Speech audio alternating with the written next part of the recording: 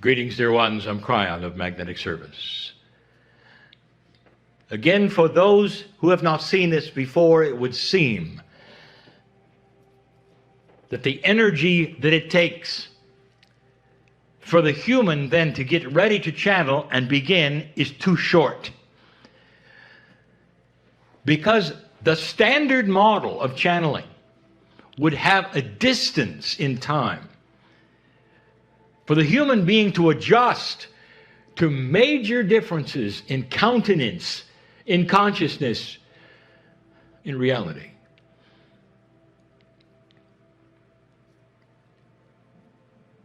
My partner lives with me. As I have indicated to all of you, is possible. Not to live with Kryon, but to live with that which is divine within you to such a degree that you don't turn it on and off. And turning it on and off is linear, and that is what you've learned. By the very way that you go about worship in this land, you learn to linearize God. You go to the place of worship, dressed differently, acting differently, and only once in a while. And then you leave, as though God lives there. Even calling it God's house, so you're free not to be in His house and act the way you wish. That is linearizing something that is naturally inside. Inside of each of you lives the most divine thing that you can imagine. It's a piece of the Creator, really, however you want to see that. Some call it the higher self, some call it the soul. You don't have to figure it out, because this piece is multidimensional to a T, and that means this, that you cannot put a reality into it that you could understand. You don't have any trouble with thinking that God can listen to millions of you speaking at the same time. Even if you're saying different things, God is so powerful that this is no problem. The problem is this, is that you can't apply it to yourself. Is it possible you're receiving many messages at the same time right now? If you could hear the whisper of angelic beings in this very room who know your name and know who you are and have been with you for eons, saying, I see you, I love you, I see you, I love you. Do you remember me? Here's my name. I'm with you. I'll always be with you. That's my job. If you could hear and realize and hear somehow the whisper of the ancients and your ancestors and even those you loved and lost while you were here whispering, I'm still here, I love you. Did you know that? I am here. Would it change your perspective? And the answer is, oh, it would. It really would. Because the reality that you live in, dear ones, has to be expanded. And that expansion is yours to do by yourself alone. Others can't do that for you. But what happens is when you come together in a group, all of you with some kind of an expanded reality, it changes the reality of the room. It changes what you can do together that you couldn't do alone. Delinearizing God, we've spoken of so often. Delinearizing yourselves, we haven't really spoken of much. It has to do with this. If you're a piece of God, that means that you have some of the attributes, literally, of the Creator itself.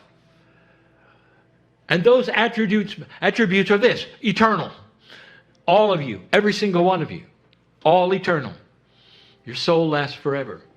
Number two, family. You all know each other. When you're not here, all of you know each other. And you might think, well, that's a lot of souls to know.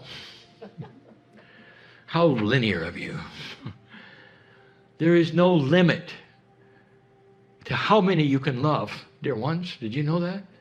There's no limit to how many you can love. Billions, trillions. You can see them. You can see their names in light on them, and you love them all. That's who you really are. So can you imagine with that how you might apply it to the circle of life with just a few that you have? Can you practice literally going to places that you're only visiting for a moment? You're shopping, you're doing errands, and you see somebody coming and you concentrate. I know the God in them. I know them at some level. I can see that. They're nothing like me. They're not my age. Maybe they're not even my gender, but wow, I can see the family inside there. And in that, you treat them different. In that, you step aside and marvel at how beautiful they might be. This is the human at its best, learning the very things that we're being taught today in this very session.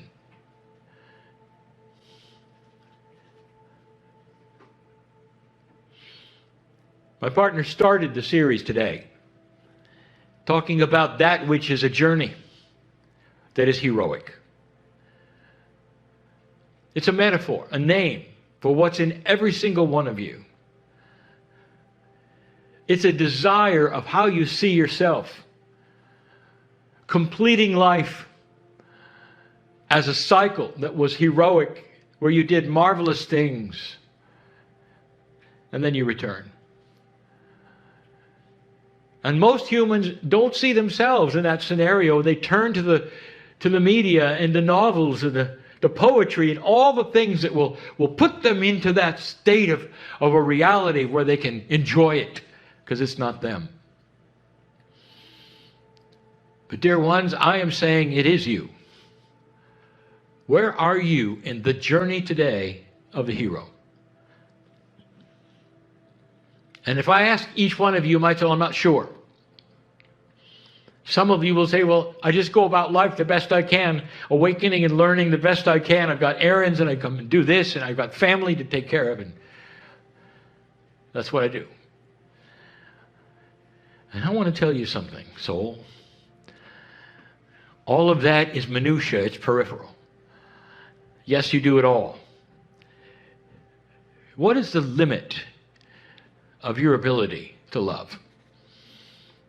Can you love while you do those things? Can you think of other things while you go through those things? And we come back to the original question. Can you multitask consciousness? How many places can you be at the same time with your consciousness? What part of the Creator do you think is missing in there? Or can you do it all? This hero that you are has walked through many things in this life in order to get you to this room or listening to these words.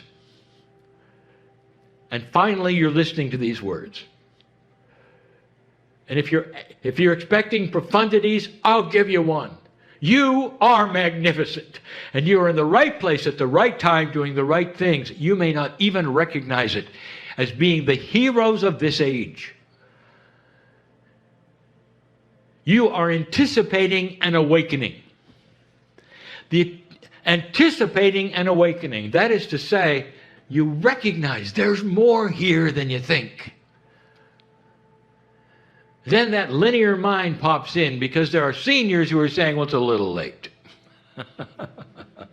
Not understanding that we see you, dear human being, dear soul, we see you all together in all of your lifetimes as one being. Doesn't matter how young or old you think you are, it's not too late, it's not too early. You are awakening into something you will continue when you return. And for the first time, you get this idea that this is not a linear learning. This is quantum, if you can even call it that. It's burst information that comes to you and your soul and your countenance and wakens you to a point that you leave differently than you came. And this realization, wow, whatever happens to me tomorrow, if I take my last breath tomorrow, I'm coming back with the same information I left with. And I'm going to keep going. And you'd be right. And sooner than you think, even as a child. And you'd be right. It's magnificent. It's beautiful. What an old soul can do when they start awakening to a larger truth for themselves. I'm bigger than I thought. I can do magnificent things through compassion and love that'll change lives around me without ever having to teach, without ever having to tell them what I think. All I have to do is look at them and find the God inside. That is not new information, but for the culture, it is. It truly is. It's going to shape how new business is run. It's going to shape how politics is run. And it's going to take a while, but boy, is it going to be different. Your children's children will see a completely different humanism than you have today. And that's only 2 generations. And you'll be here. And you'll experience it. Some of you will have an Akash that remembers today. And those who have this will know intuitively how good it's going to be, or how good it is in retrospect to where you are. That is the evolvement that's coming. You may not know who you used to be in a past life, but you'll remember the energy of what it was like to have to slog through an energy that would not understand core truth. Or when you saw humans being unpleasant to humans, they wouldn't understand the catalyst to peace is compassion.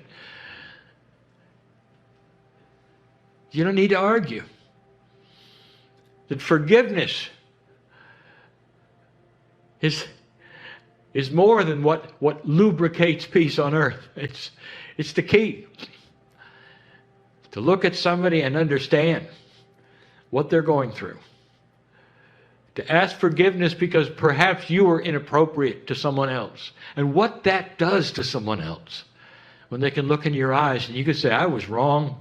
Please forgive me. I love you. No matter what happens on this planet, I love you.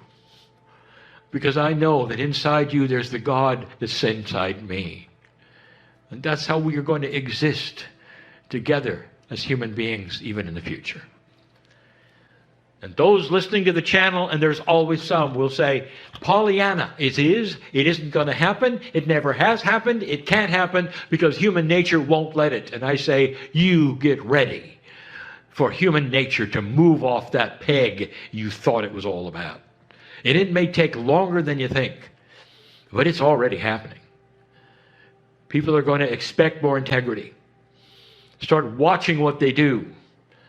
And think about things they haven't thought about before instead of just doing them because everyone else does. And that is awakening. Even those who would never come to a meeting like this, don't believe in channeling, would never have a spiritual belief system, are alone in the closet, will start awakening to a grander truth of integrity. That's what we're looking at. Something that is self-evident to humans when they're born, that is not self-evident now. That you're here on purpose, you have a right to be here. And the better you can treat each other, the better your life. The more you can laugh, the healthier you'll be. And the more peace in your life, the longer you'll live. These are the premises that were taught in those days that we have taught this day about through my partner.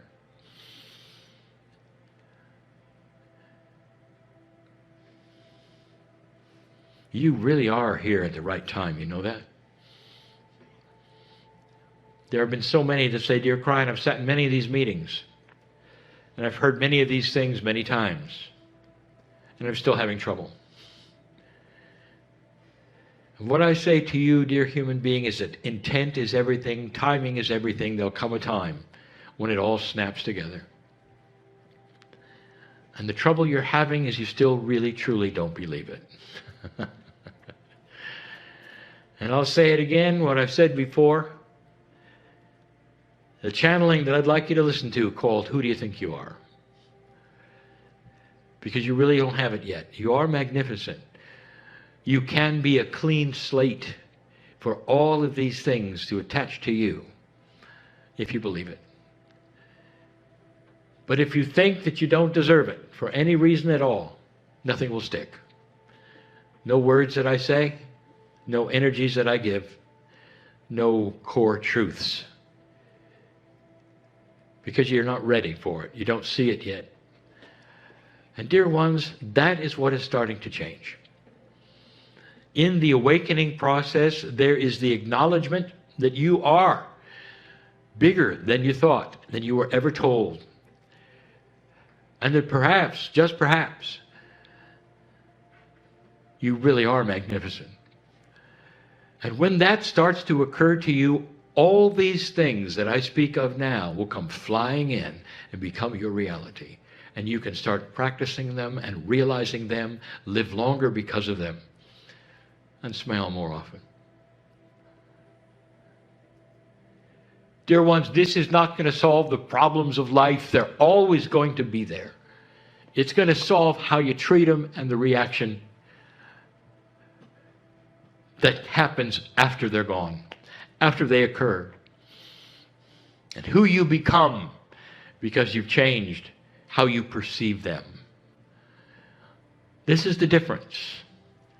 It's more than psychology. It's a new spiritual attribute of reality where you start to see a pattern of acceleration of compassion, of good things happening to you, good things.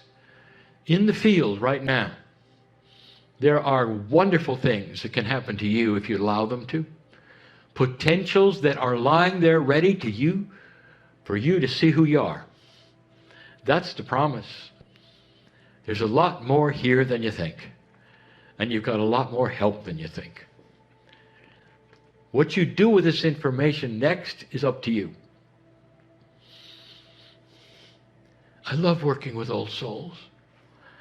I love working with you because I know all of your souls, every single one. And when you're not here, dear ones, we party a lot. And we sing. And we laugh. And we enjoy who we are. I've never been a human. Ever. And what I see in you is magnificence. And so it is. Greetings, dear ones. I am Kryon of Magnetic Service. In order for the purity of the information to be accurate and true without a filter of humanism, the system is beautiful. It is a system of intuition which uses the human's intellect, the brain, all the language skills, and yet without the filter. The God inside comes forward in beauty and benevolence and is allowed to speak. Using your language and the language which we are going to call and have in the past the third language. It has nothing to do with three languages. The third language is a metaphor. The three in numerology is a catalyst. A catalytic number would be that energy which then would change things that come in contact with it. And that's you. Some of you will receive information even as I proceed that is completely different than the information that the voice will say.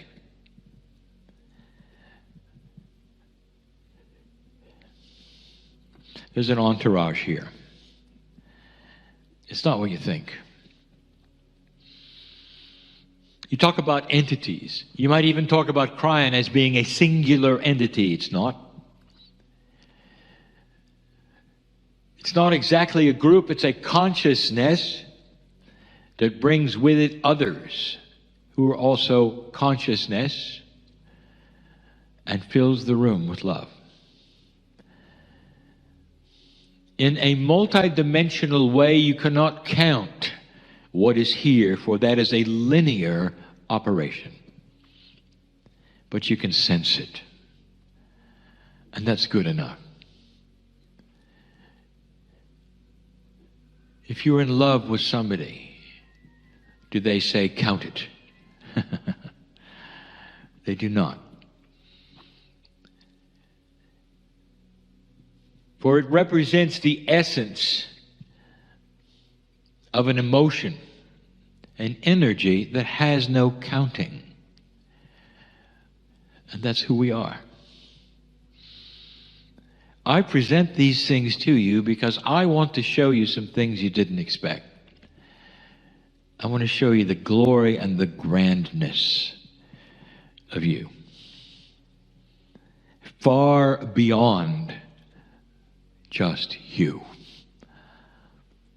What if everything around you, everything, was a system? A system that was planned by your consciousness when you were not here.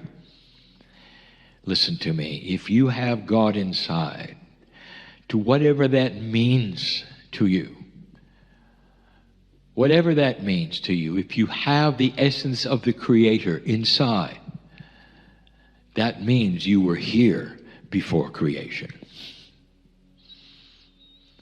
I want you to use that part of you which believes that to stand by and validate a few of the things that I tell you.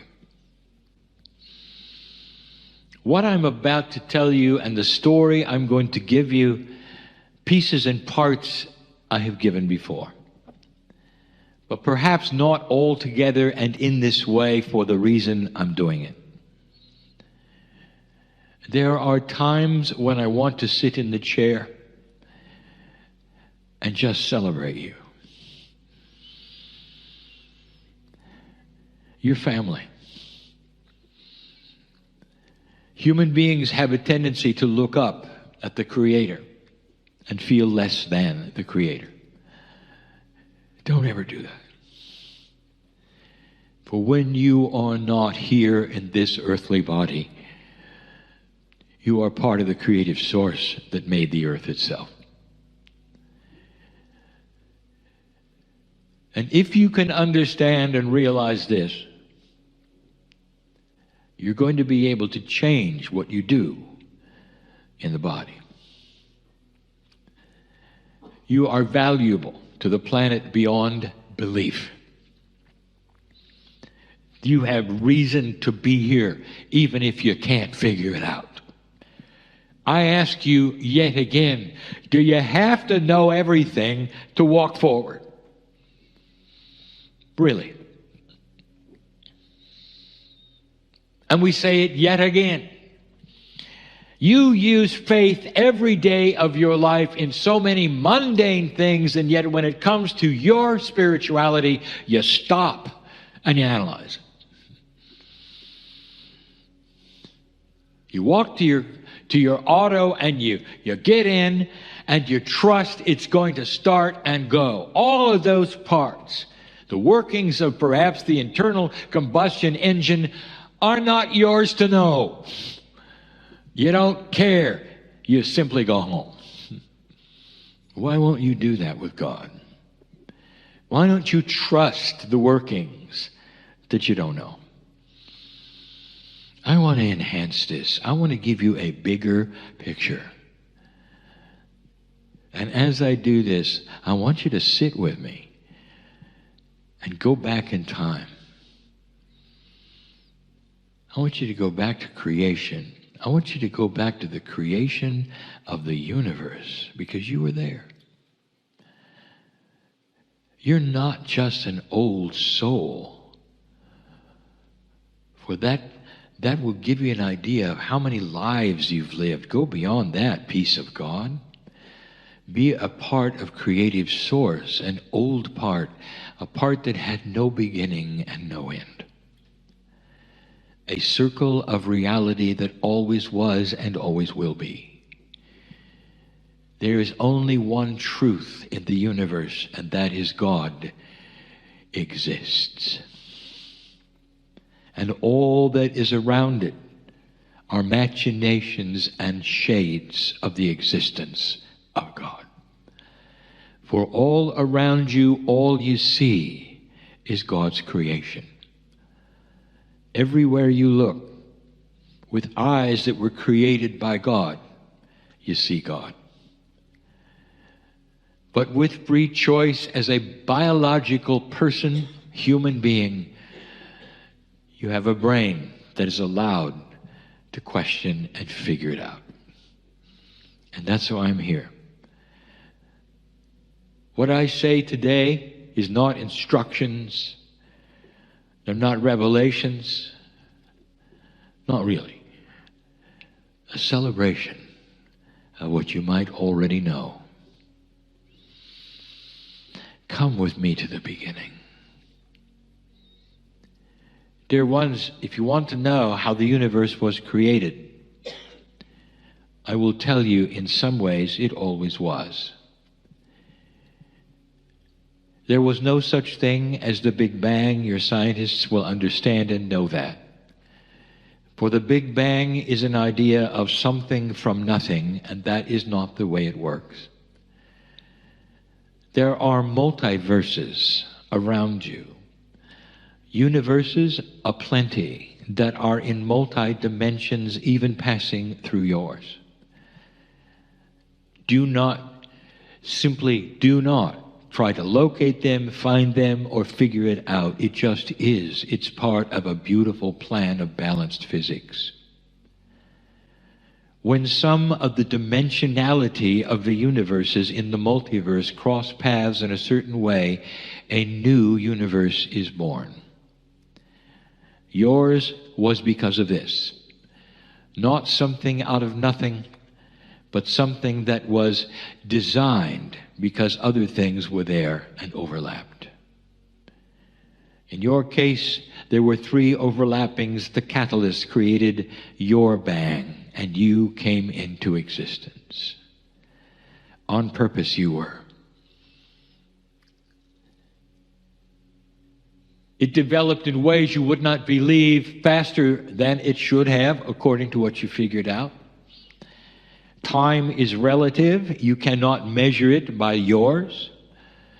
You cannot even go back and look at light and decide how fast it was going, for it changed too. The actual physics that you enjoy is different in parts of the universe than here. How can you ever then take the measuring stick of what you know and apply it to something you don't? Therefore, the timing was different, the reactions were different, even what you see today and you think you know about was different.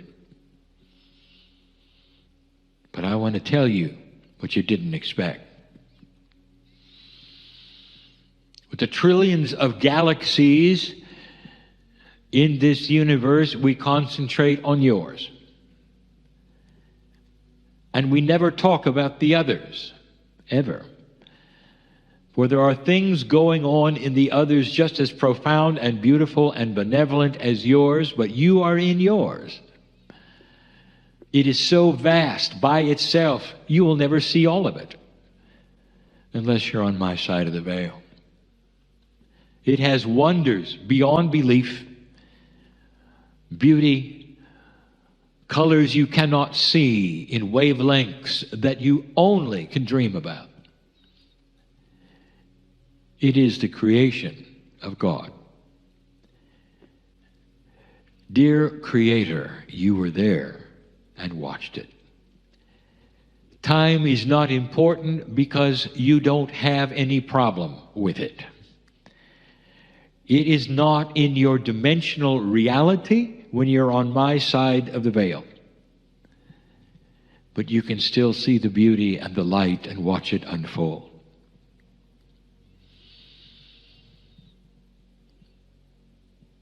Dear ones, your solar system is simply a pinpoint of light within billions of pinpoints of light. And yet here I am with you. I want to tell you about the creation of earth because it was planned. The seeding of your planet approximately 200,000 years ago, which lended itself to what you call Lemuria in 50,000 beyond, is brand new. I want to take you 4 to 5 billion years ago. I want you to watch your planet develop. And as you do, I want to give you information. And the reason I do it is because I want you to see something.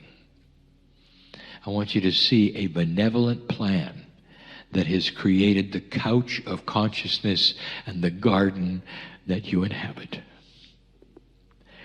Something that was never an accident, prepared in advance by the Creator itself for you, so that you will have an idea of the importance of the human being to us. How can I tell you things that you cannot know of or see or that you never discovered?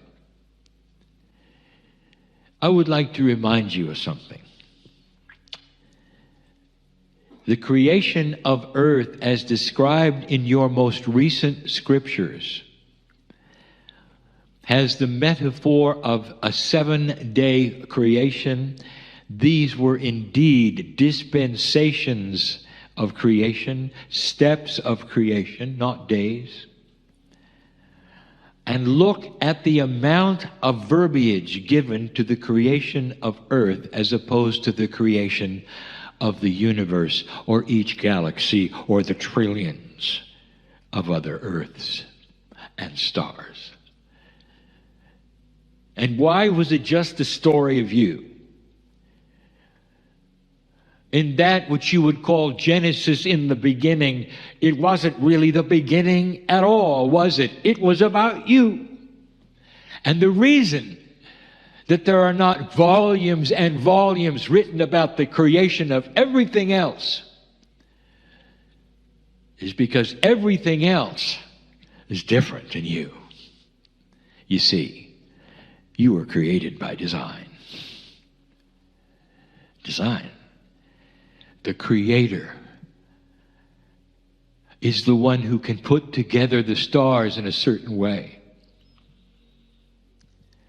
control and create any part of what you would call that which is matter and mass and physics itself in order to build that which it needs to build for you.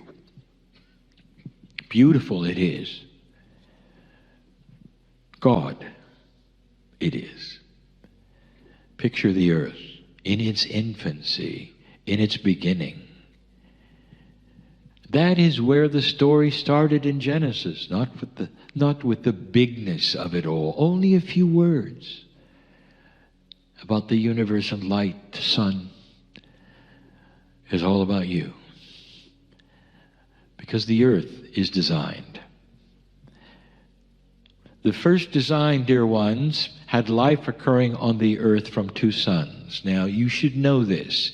This is not verified, but will be, and is common sense. If you have a planet somehow rotating around a 2-star system of any kind, even if it's a complex rotation, you have double the chances for the beginning of life. The sun is the giver of life. It is the catalyst of chemistry combined with that on the planets, which would then have amino acids, the electricity of storms, all then to create that which is the building blocks of the kind of life you know. With double the power of the sun, not heat, but the sun, 2, it's going to happen quick. 1 was taken away. Now this is intuitive, and you'll even find it in some of the prophecies, in some of the channelings, but you'll find it in a very different way because it has gone to a way that humans like, negativity. But it was accurate. You lost a son. Now there's a reason for this, and it's twofold. Number 1, so that life would not develop quickly. It had to come later. You had to sit and wait for it because this planet of free choice needed time for other planets to do what they did before you ever got going. And the second thing is that all life that can travel from planet to planet in this galaxy knows that life will be found around two suns. So you hide. To the most part, you have remained hidden from the other life which is able to see you or touch you or travel to see you. And the few that do and have do not necessarily talk to the others. There's no internet in the galaxy. What happened to your sun is it collapsed upon itself and gravity became great. Much of it dissipated and the gases burned off. It never exploded. It simply collapsed. The collapse itself was traumatic, absolutely, to the earth, but there was no life on the earth. It didn't matter. Part of the earth was cooling. It didn't matter. The rest of it, which was matter and not much matter, became smaller, actually, than a planet and disappeared. Some have channeled that that planet has a name and it's dark and it still rotates your existing sun. Some have channeled that it hides from you behind the sun and that somehow, in some way, it's going to get a push to come around and destroy you soon. Now, I want to ask you, dear human being with common sense in this new energy, did you come all this way past the marker just to be destroyed? And so I want you to take that information and sort it where it belongs, into folklore, mysticism, and things that are not going to happen. Could I be clearer? The magnificence of what you've done does not then go toward destruction by a nameless planet that I will not mention, that comes at you from the dark with impossible physics that nobody can see. Here you are on a planet with technology that allows you to see small asteroids, to travel to them and land on them, and you're expected to believe that a planet's going to come out of the dark that nobody knows is going to happen or see, and your instruments can't pick up, and it's going to hit you and kill you. Common sense. Let it prevail. But you lost the sun. The earth was hobbled at that point. Life was tough. It was made tougher by the geology of the planet, which kept erupting. It didn't quite cool as fast, perhaps, as others around it. Now, it had one sun, and that has something to do with it. It didn't have quite the gravity, it did not have quite the friction that you would have otherwise in other ways that would create some kinds of the heat that you didn't expect. Just to say this, it didn't cool right. Not like some of the others. Uninhabitable, even by microbes. When life got its start, it fizzled. Didn't work. It wasn't balanced. It started again. And it fizzled. It wasn't balanced. There was something missing. It fizzles, that is to say, it dies because it was not sustainable. It was not self-sufficient. The sparks of life were given 5 times. One sun, it's a tough call. Go ahead and try it. Build a greenhouse, plant your vegetables, and then cover it up with a tarp. And let's watch what happens. And then it happened over and over. For whatever reason geologically you want to consider, and I will tell you, there was intelligent design here, the earth would erupt. Thousands of volcanoes would go up at the same time, covering this planet with a dark cloud that lasted thousands and thousands of years. Nothing could grow. No life could happen. The sun was blotted out. The little sun you had wasn't there. Eventually, it took place that the spark of photosynthesis happened. And at the time that life started on this planet and plants started to grow and microbes started to move around, I would like to give you information. At that point in time, Orion and Arcturus were alive and well with humanoids. Oh, you were slow. That's by design. You had to be stopped from growing too fast. Because when you appeared and were seated, it had to be the right way, with the right ones, in order to get that which is the magnificence of who you are and where you'd be. Controlled it was by the Creator itself.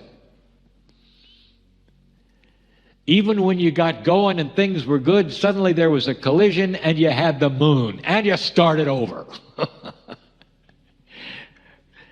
And then the volcanoes went off again, wiping away 80% of the life that was there. Here comes the cloud. The beginning of animals, reptiles, disappearing completely, starting over. By then, the Pleiadians had the life force on their planet. The Pleiadians is a 7-sun cluster. You see 7, you call it 7. That 7 cluster is really 9. Some of the brilliance that you see from the earth that you call the suns actually are suns hiding behind the 7 that you claim are there. The configuration alone allows life faster than yours. The earth is what you would call a planet in the sweet spot of biology, just far enough away from the sun, a sun which is a certain size, to be the incubator that you needed for life, but not a very good one at the time. The Pleiadians had more. Not only that, there were 3 planets that rotated their suns, which they could facilitate and eventually did as their homes. It's very different, dear ones. This earth was by design. Life finally got going. And then the asteroids came and wiped it away yet again. Volcanoes went off and it was covered yet again. It didn't cool very well. Dear ones, it's still not cooled enough. You still have volcanoes going off. But it's now appropriate and okay. When life started to take hold as you know it today, it was the beginning of the history that you know of. You don't know what happened before because there's no way to have recorded it. The moltenness of the planet, the volatility of it, wiped away every trace of what had happened. You only know what you can see that remained. If you had a way of interrogating the depths of the planet as it churned itself over upon itself, you might actually be able to figure it out, and you'd be shocked. It took so long to get going. 1 billion, 2 billion, 3 billion, 3.5 billion. By this time, there was life all over the galaxy that was humanoid. And some of them had the Creator inside like you do. And they had higher selves and they were working on the puzzles that you were. and you were still microbial. By design, it is beautiful, is it not, how we held it back so you would not arrive too soon. Now, the irony in all of this, dear human being, is that you are not sitting here watching it and waiting it. You see, you had planets of your own you were working on then. This is what you do. What you are doing on this planet, some of you are starting to remember you've been through before. That is the intuition starting to kick in and actually create a bridge between your consciousness and your innate and your higher self that starts to reveal what your Akash knows about you in other worlds. We do not encourage you to spend time with this because it will not help you now except for you to realize that it happened before and it turned out well. Why am I telling you this? I want you to know it was designed for you. With love and benevolence and beauty for you. Some of you sitting there wondering, who am I? Why me? Woe is me. With a lack of self-worth is unbelievably strong for a light worker. Because you've been through so many negative things in so many lifetimes and you're expecting it to happen again. I want to tell you, this was designed for you. Because you are magnificent. This is the way it works and always has worked. You were able with free choice to destroy yourself, never get out of the playground, but you didn't. And wisdom prevailed. And now you're in the twilight of an ascended planet by design.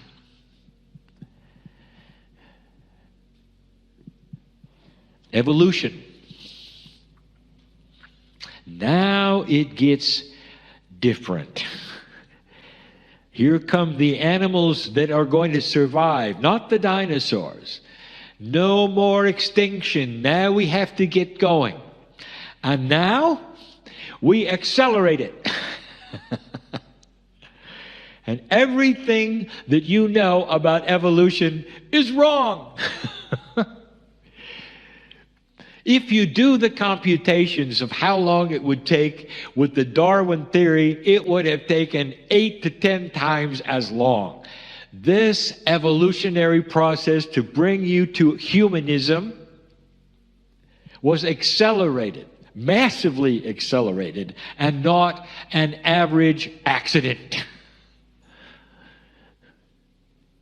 When mammals started to occur and be on the planet, leading then to the primates, leading then to where you became in the evolutionary scheme, when this started to happen, dear ones, nature as you know it today was cranking out the things that you see in zoos today. And that is, nature creates variety for survival.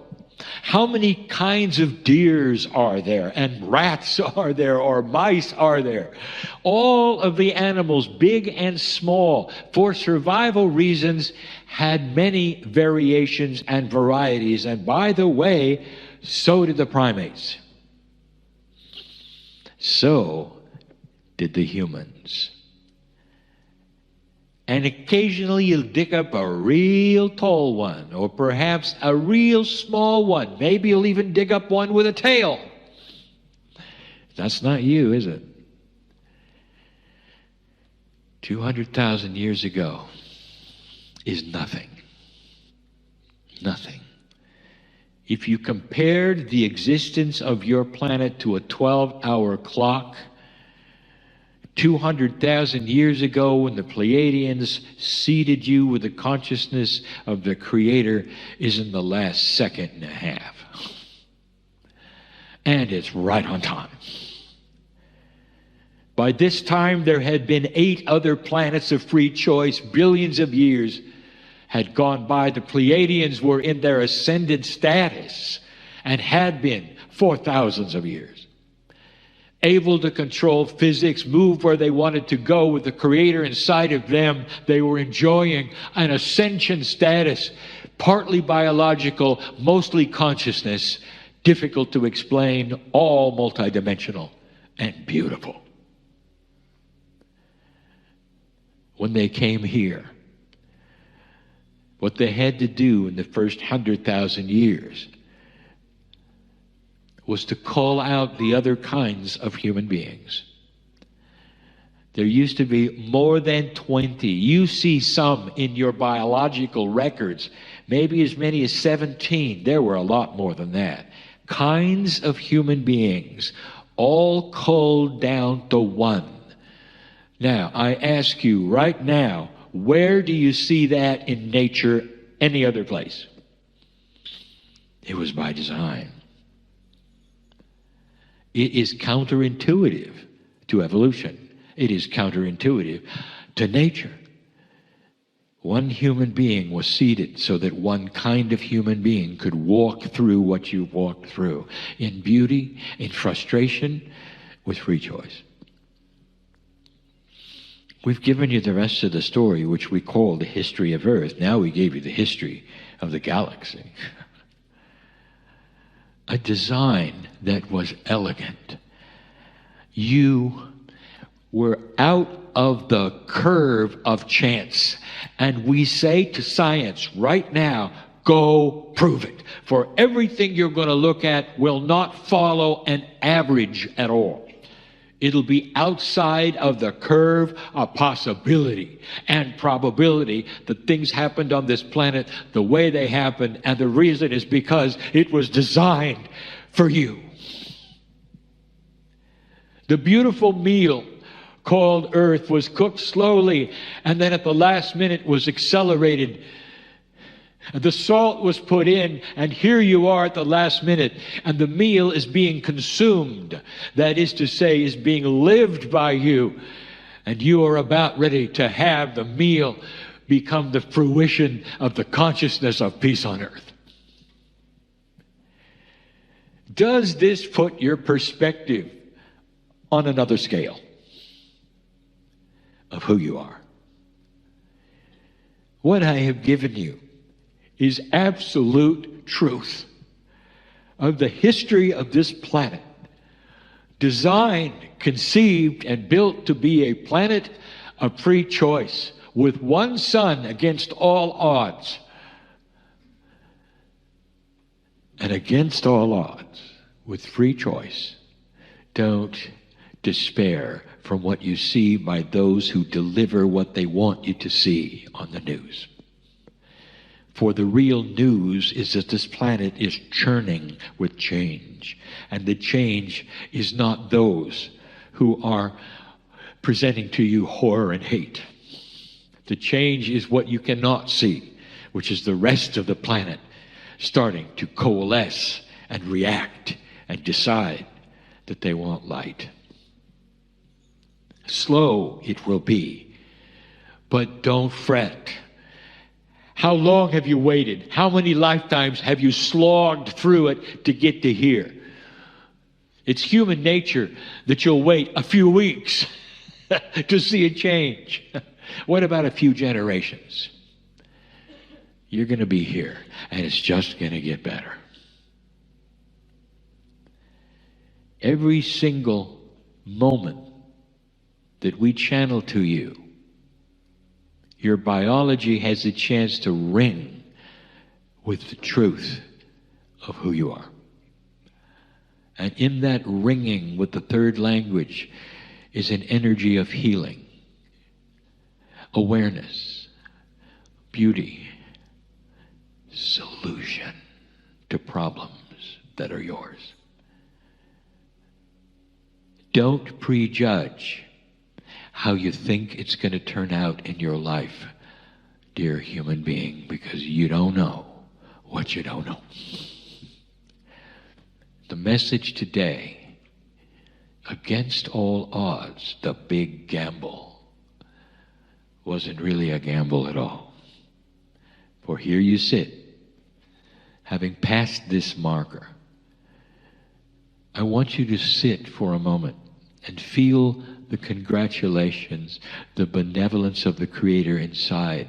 And when we say, job well done, we mean it, because you worked for it and you earned it. And now I know what's going to happen next. You always have done it. Go do it. It's why we're here. Built for you. The very cosmos knows your name. And so it is.